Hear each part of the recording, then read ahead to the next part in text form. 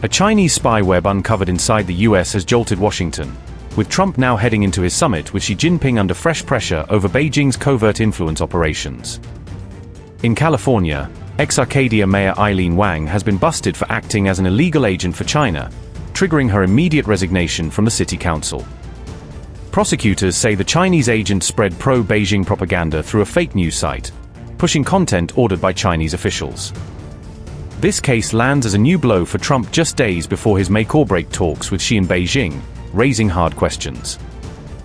Former Arcadia Mayor Eileen Wang has been charged in the United States with acting as an illegal agent for the Chinese government. Following the filing of these federal charges, Wang resigned from her Arcadia City Council position with immediate effect. The charges against Wang carry a maximum potential prison sentence of up to 10 years, according to court documents and media reports. U.S. federal prosecutors allege that Wang worked on behalf of the Chinese government in a covert influence operation. Prosecutors say Wang operated a fake news website together with her associate Yaoning Mike Sun.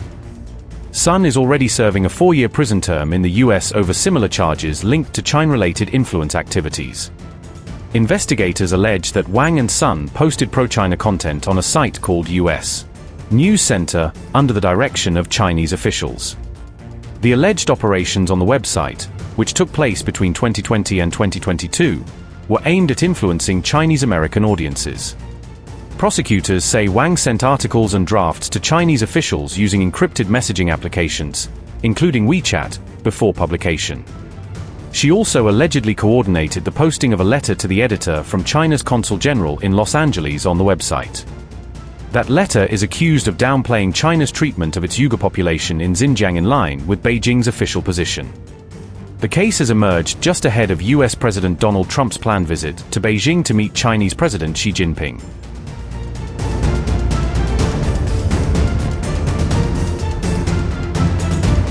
During the meeting, Trump is expected to press Xi over Beijing's relationship with Iran, with US officials saying Iran will be a central topic on the agenda.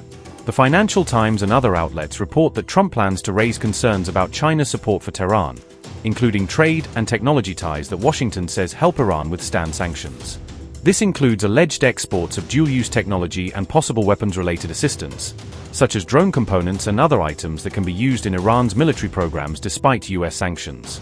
The summit is also expected to cover broader issues including US-China trade disputes, nuclear arms and strategic stability, and tensions over Taiwan, alongside the ongoing Iran war. This comes as regional tensions escalate, with only a fragile ceasefire in place and peace talks currently stalled between the warring sides. Iran's ambassador to China has said that any future Iran-US agreement must include formal guarantees from major powers to ensure it cannot be unilaterally abandoned. Abdul Reza Ramoni Fazli said, "China and Russia are two major and influential powers, and given the position China has with Iran and other countries in the Persian Gulf region, Beijing can be proposed as a guarantor of any agreement."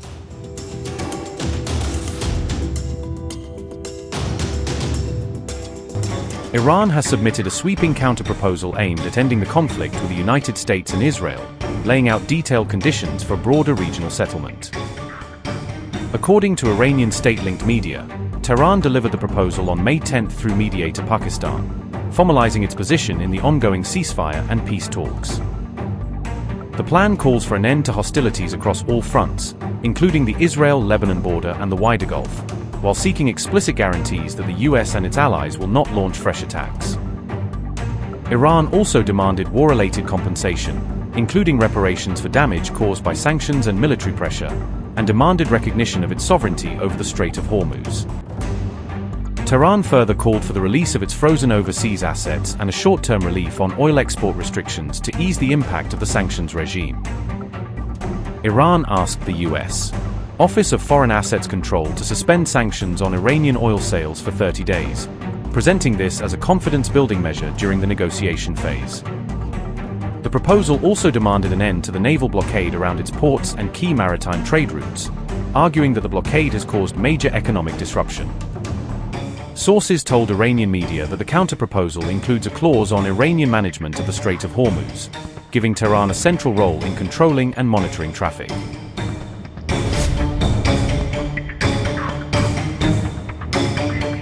Washington has repeatedly rejected any Iranian-led control over the Strait of Hormuz, describing the idea of Tehran managing the choke point as unacceptable and a threat to global shipping. The Iranian proposed framework reportedly includes a 30-day negotiation period after ceasefire takes hold, during which both sides would work toward converting a temporary truce into a more permanent settlement. Meanwhile, the Wall Street Journal reported that Iran could be open to temporarily pausing uranium enrichment as part of an interim deal. However, Tehran is said to be willing to accept only a far shorter pause than the 20-year suspension that the US has reportedly proposed in its own draft plan. Iran also reportedly rejected any demand to dismantle or cap the number of its nuclear facilities, insisting that its nuclear infrastructure remains a sovereign right.